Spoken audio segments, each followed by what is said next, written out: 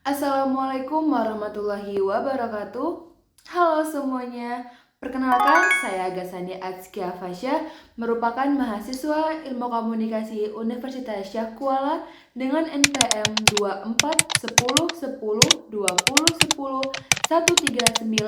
akan menjelaskan sedikit mengenai komunikasi publik dan juga komunikasi antar budaya.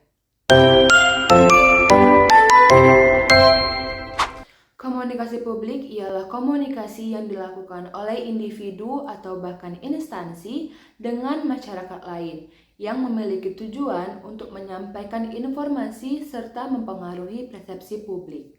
Seperti yang kita ketahui, ketika kita melakukan kegiatan berkomunikasi, sudah pasti ada komunikator dan juga komunikan. Nah, komunikasi publik ini biasa dilakukan dengan konsep memahami audiens yang dituju, serta pemilihan media untuk menciptakan efektivitas sesuai keinginan dari instansi atau bahkan individu yang menyampaikan informasi. Peran penting dalam komunikasi publik mencakup dua hal. Yang pertama, dalam aspek individual, kita bisa melatih berbicara dengan khalayak umum serta memfasilitasi pertukaran informasi. Yang kedua, dalam aspek organisasi atau bahkan instansi. Nah, dalam aspek organisasi atau instansi, ketika melakukan komunikasi publik, itu bisa menjadi kesempatan untuk membangun citra perusahaan. Karena ketika kita menjalin komunikasi yang efektif dengan masyarakat banyak, citra dari perusahaan kita tuh bakal terlihat baik di depan mata masyarakat. Dalam komunikasi publik, untuk menyampaikan sebuah informasi atau bahkan pesan dapat dilakukan dengan dua cara. Yang pertama yaitu secara langsung atau bahkan menggunakan perantara media. Nah, yang dalam konteks perantara menggunakan media, komunikasi publik melakukan interaksi dengan audiens menggunakan perantara media seperti surat kabar, artikel, atau bahkan platform-platform digital lainnya sehingga dapat dengan mudah diakses oleh masyarakat luas.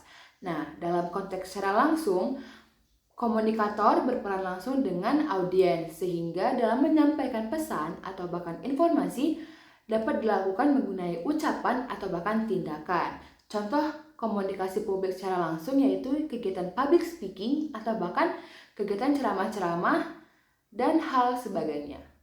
Lalu, karakteristik dari komunikasi publik yaitu bersifat satu arah, cenderung bersifat satu arah. Karena di sini komunikator berperan aktif dalam menyampaikan sebuah pesan atau bahkan informasi. Nah, dari komunikan atau dari audiens berperan pasif karena dia cenderung menerima pesan dari komunikator. Tapi tidak jarang juga dalam beberapa aspek banyak komunikan memberikan feedback terhadap sebuah informasi atau pesan yang disampaikan oleh komunikator. Selanjutnya kita membahas mengenai komunikasi antar budaya. Komunikasi antar budaya ialah komunikasi yang dilakukan oleh individu dari berbagai latar belakang budaya yang berbeda. Nah, komunikasi antar budaya juga memiliki tujuan untuk menghambat terjadinya perbedaan ketika kita sedang berkomunikasi antar satu sama lain, sehingga bisa memunculkan rasa saling menghargai budaya antar sesama manusia. Nah, dalam komunikasi antar budaya terdapat karakteristik yang membedakan komunikasi antar budaya dengan komunikasi lainnya. Nah, yang pertama yaitu penggunaan bahasa. Yang kedua adalah pakaian adat. Yang ketiga adalah makanan ciri khas. Nah, ketika kita sedang berinteraksi dengan individu yang berasal dari daerah yang berbeda dengan kita, dengan cara dia menggunakan bahasa atau bahkan kita bisa melihat pakaian adat atau pakaian yang dia gunakan, kita bisa melihat individu tersebut berasal dari daerah mana, sehingga kita dapat menyesuaikan ketika kita sedang berinteraksi atau bahkan berkomunikasi antar satu sama lain. Lalu, faktor apa aja sih yang bisa menyebabkan komunikasi antar budaya? Yang pertama yaitu mobilitas.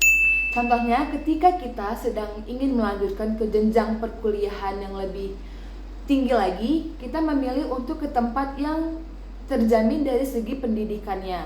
Contohnya ketika kita berada di provinsi A yang ingin melanjutkan pendidikan di provinsi B.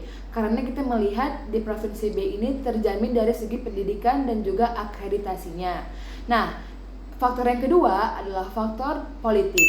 Contohnya seperti Presiden Republik Indonesia yang melakukan perjalanan keluar kota atau bahkan ke luar negeri. Nah, dari perjalanan tersebut, Presiden Republik Indonesia melakukan komunikasi antar budaya. Yang ketiga adalah faktor ekonomi.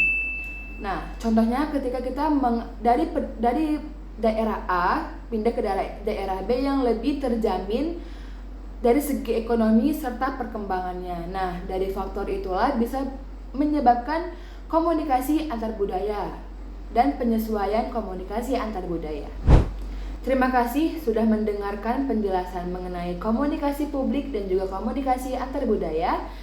Lebih dan kurang saya memohon maaf, saya akhiri. Wassalamualaikum warahmatullahi wabarakatuh. Dadah.